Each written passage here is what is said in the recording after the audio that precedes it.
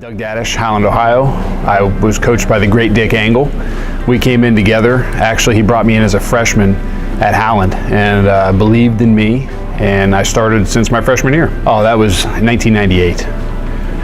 It was kind of funny because Coach Angle, coming from Ursuline, had a very old school mentality that I don't think I was necessarily ready for coming into it, but he told me he'd give me a shot and believed in me, and I actually took a senior's job, and I thought I was just going to play center, and then the first game, our guy in front of me on defensive end got hurt, and I ended up playing both ways. So from the jump, I played both ways. Throughout the time we were Coach Angle's tenure, we started with 2 wins, we went to 4 wins, we went to 6 wins, and then finally my senior year we got to 7 wins. And we were a pretty good football team. Now, mind you, we only threw the ball, I believe, 50 times in that entire year. So we weren't exactly a passing thing, but we had a couple really good tailbacks and a great offensive line. We had probably an average of 270 pounds up front. Obviously, I went to Ohio State. A couple other guys went and played in college, and everybody else was just tough. And we had played together for 3 years plus. We also had Maurice Smith, who ended up playing at Michigan State, and I think he transferred to YSU. We had Tony Davis on that team. Mark Reck was our leading tailback. He had over 1,000 yards. I think we had two backs over 1,000 yards. And we just had been playing together so long that finally it kind of clicked. And we also had a great defense led by Coach Ungaro, where enough guys had enough players that we were big and athletic, and he would just send us and we'd go. And it was a great time. We ended up making the playoffs for the first time in forever, and we went up to Green and got our absolute butts kicked by Green. And you know, it was great that year.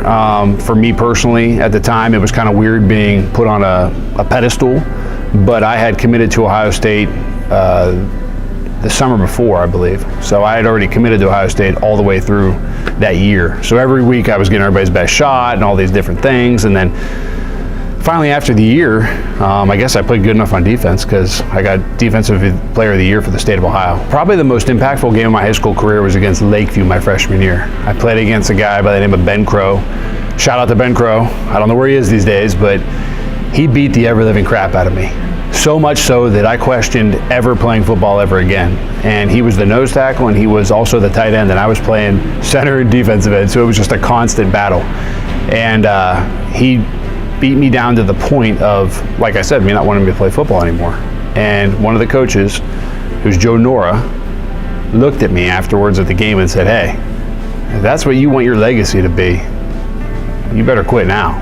But if you want to learn from this, this is going to be one of the most pivotal moments in your life." And I sat there on the bus on the way home from Cortland. Thank God it wasn't a long drive because I was in a bad mood. But I sat there and thought about it, and it renewed everything in me. And I've still thought about that butt whooping I took from him for years to come. And no matter what I've done in football, I've never got my butt kicked worse than that. So that's probably the most impactful moment in my high school career. So I would have to tell the young guys today, which would not be myself, get after it. You know, really dominate people. Not try your best, but dominate somebody. Really put it in there. Know what that feels like to impose your will on somebody, because that is a very, very important lesson.